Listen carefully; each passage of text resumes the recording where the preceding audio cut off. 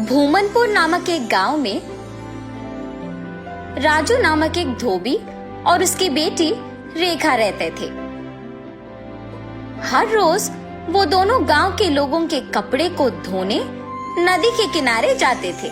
वहां वो कपड़े धो के सुखाते थे और तब सूखे हुए कपड़ों को उनके घर ले जाते थे। राजू उन कपड़ों को इस्त्री करता था और रेखा इस्त्री किए हुए कपड़ों को तय करती थी। तब जिनको जो कपड़े लौटाना है उन्हें अलग अलग जमा करती थी। ऐसे हर दिन वो मेहनत करके पैसे कमाते थे और ऐसे ही कुछ दिन बीत जाते हैं। एक दिन नदी के किनारे जब राजू अपनी बेटी के साथ कपड़े धो रहा था, तब एक भूत उन्हें देखना शुरू करती है।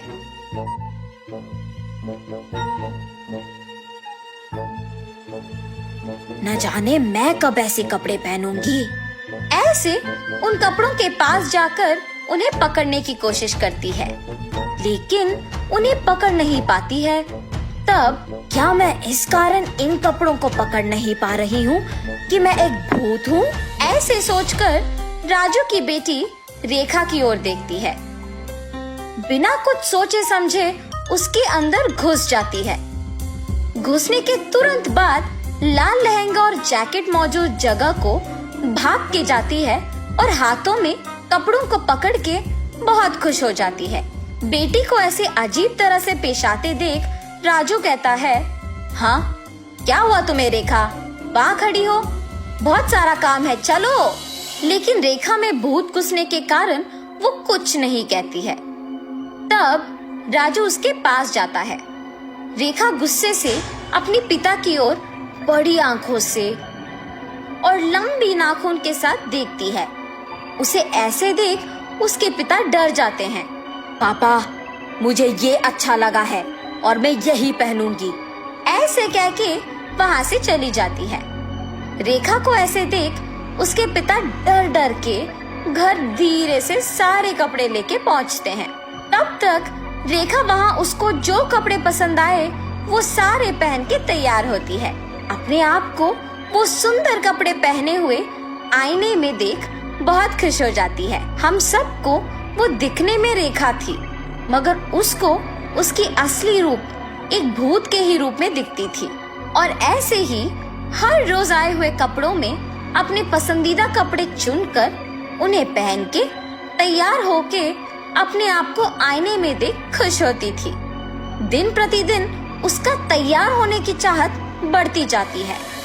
राक्षस की तरह अपनी बेटी का व्यवहार देख राजू परेशान होता था, मगर अपनी बेटी की सच्चाई को किसी से कह भी नहीं पाता था, और अगर कहा भी तो वो ये सोच के डर जाता था कि उसका नतीजा क्या होगा।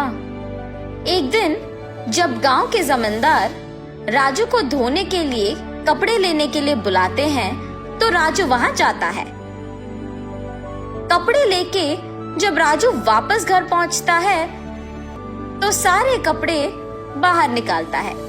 तब रेखा उन कपड़ों के पास आके उसमें पीले रंग लहंगा और लाल जैकेट लेके वहां से चली जाती है। जब राजू को कपड़े लौटाने का समय आया तो वो देखता है कि उसमें पीली लहंगा और लाल जैकेट नहीं है। तब वो सोचता है कि जरूर ये रेखा के ही पास होगा।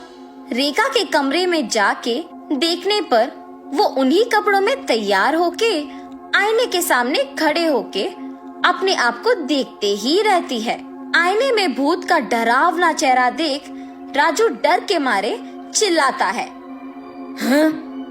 तुम यहाँ क्या कर रहे हो? राजू उसके ऐसे पूछने पर कांपते हुए कहता है, अम्मा, आपने जो कपड़े पहना है वो जमींदार की बेटी की है। इनको आज उन्हें लौटा देना है, कृपया उन कपड़ों को दे दो।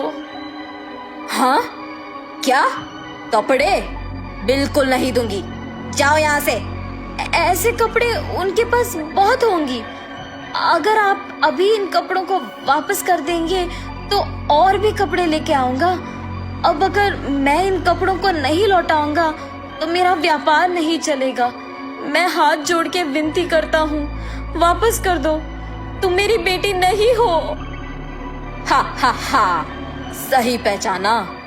हाँ, मैं तुम्हारी बेटी नहीं हूँ। ऐसी और कपड़े हैं?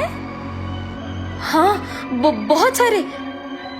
तो फिर इन कपड़ों की मुझे क्या जरूरत? ऐसे कहकर उन कपड़ों को वहां छोड़ के हवा में उड़ के गायब हो जाती है। ये जान के जमींदार की बेटी के पास बहुत सारे कपड़े हैं, वो सीधा उनके ही घर पहुंच जाती है। अच्छे कपड़ों के लिए सारे कमरे छान मारती है। उस घर में मौजूद जमींदार के परिवार वासियों को राजू की बेटी का व्यवहार कुछ समझ में नहीं आता है। जमींदार की बेटी अपने पिता को बुला के कहती है, पापा पापा, राजू की बेटी रेखा बहुत अजीब तरह से पेश आ रही है। ऐसे कहते ही वो वहाँ जाकर कहता है, ए लड़की, क्या कर रही हो? पागल हो गई हो क्या? जमींदार के ऐसे कहने पर क्रोधित होके रेखा जोर से चिल्लाते हुए अलमारी को उठा के उन पर फेंक देती है।